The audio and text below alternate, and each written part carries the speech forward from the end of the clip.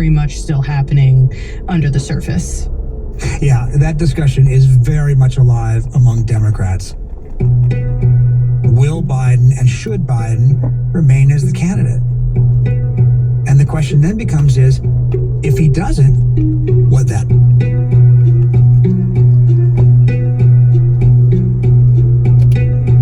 We'll be right back. The Daily is supported by Progressive Insurance. Customers can simplify their insurance needs and protect what's important by bundling home and auto. Learn more about bundling at progressive.com. And by C3 Generative AI. C3 Generative AI enables rapid access to secure, traceable, hallucination-free insights from enterprise systems, all while using any LLM, helping enterprises turn the invisible into the obvious. Learn more at c3.ai. Listeners of The Daily, get to the heart of the stories shaping the world. For more on today's episode, go to nytimes.com/thedaily. Explore your city with Alma's Way and GPB on July 13th from 10 to noon. Join us at the Arts Center MARTA station for this free family event featuring the PBS Kids Show Alma's Way. Visit with local community organizations, meet a real train conductor, join in dancing, hands-on activities, and more. Bring a book to participate in our book swap. Explore Your City is free to attend, but registration is required. Visit gpb.org/community for more information. Support for 88.5 GPB Atlanta comes from our listeners. Your ongoing monthly donations provide a steady stream of funding for the programs you rely on and enjoy on GPB. Not a sustainer yet? Go to gpb.org/sustainers to join us now. Your gift of $10, $15, $20 a month or more is an easy, convenient way to donate, and your support will always be current. That's gpb.org/sustainers. Thank you for your continued support. Peter Baker on the discussions among Democratic officials about whether and how to replace President Biden as their party's nominee. Peter, given that this discussion of Biden stepping aside is still, as you said, very much alive, what would it look like for someone to replace him on the presidential ticket at this point in the campaign, just a few months before Election Day? It sounds like it would be pretty daunting. Yeah, I mean, look, we have never had a situation like this, not certainly in modern times. No president has ever dropped out of the race so late in the cycle. First of all, the Democratic National Convention, which would anoint a new nominee, is in late August. But they're actually scheduled to take a roll call vote before the convention begins on August 7th. So that means we have 5 weeks between now and when the roll call is scheduled to be held to decide a nominee. If the president were to drop out, that would create this truncated, incredibly intense, incredibly wide open, incredibly volatile, short campaign to figure out who would be the nominee. And it's complicated logistically, and we've never seen it before. But it is conceivable. It is possible. And the president has to decide that he's not going to run. If that doesn't happen, then there's no contest. Right. There's no way anybody sees of forcing him off the ballot. There doesn't seem to be any appetite for trying to find a way to undo his nomination other than with his consent. He controls the 3,900 delegates that are going to be at the convention. They're obligated to vote for him on the first ballot. So it has to be first his decision on whether he continues to run. If he does, then that's it. That's the end of that question. But if he doesn't, then it's jump ball. Would his replacement automatically be Kamala Harris as the vice president?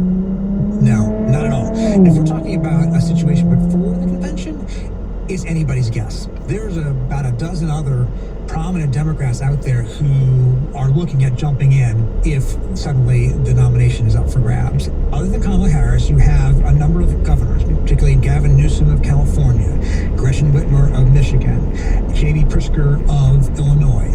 There are, of course, those who ran last time who might jump back in theory. Senator Cory Booker, Senator Amy Klobuchar, potentially even maybe Pete Buttigieg, who is currently the transportation secretary. But the ones who are going to have the best chance are those who have an apparatus already, who have a set of donors and fundraisers who can raise money instantly, and who have the ability to get on TV and get media attention without having to work as hard for it. Basically, hitting reset on the whole nomination process requires embracing a moment of genuine political chaos. But of course, I mean, there's also a potential upside, right? Massive media attention, potentially, for whoever the replacement Democrat is, could energize a lot of Democratic voters and independents, and even potentially moderate Republicans out there who dislike Trump but just couldn't get excited about Biden. Yeah, absolutely. Whoever emerges will have a certain advantage of freshness, right? But suddenly Trump is then the old candidate. He's 78. And that new Democratic candidate will be able to say, I'm the next generation. Now, the downside, of course, is these are people who are largely untested on a national stage, at least in this kind of an environment. But are any of these potential contenders trying to signal interest at this point? It sort of seems like the art of raising your hand for something but not wanting it too publicly. Yeah, so the trick here is you have to be loyal, right up to the minute that Biden says he's not running, at which point then suddenly you're off for the races. But, I mean, I've heard that there are people out there making phone calls who want to run, but nobody's going to admit that outright because it would be damaging to them. And in terms of logistics here, I know this is all very hypothetical, but if a new candidate were to become the nominee, do they get all the money Biden raised? Do they get his campaign team? Or are they literally creating a presidential campaign from scratch with 4 months to go? I mean, presumably they would adopt a lot of Biden's apparatus. As for the money, a lot of the money these days is in kind of super PACs and these sort of amorphous structures that can go immediately to a different candidate. And everybody who contributed to Biden can now contribute to the new candidate. And obviously, for this to even happen, it relies on Biden stepping aside here, as you said. Everything you've laid out so far suggests that he is, for now at least, closed off to this suggestion. And I have to ask what you think from your reporting would change that. Well, President Biden is a proud man. He's a stubborn man.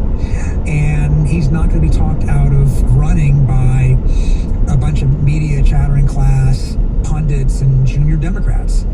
In fact, when you talk to Democrats, they're very conscious of not trying to push him because it could have the opposite reaction, right? It could trigger him to want to stay even more. The people who have influence with him, not that many people. I mean, at this point, he's been in politics since 1972 when he was elected to the Senate.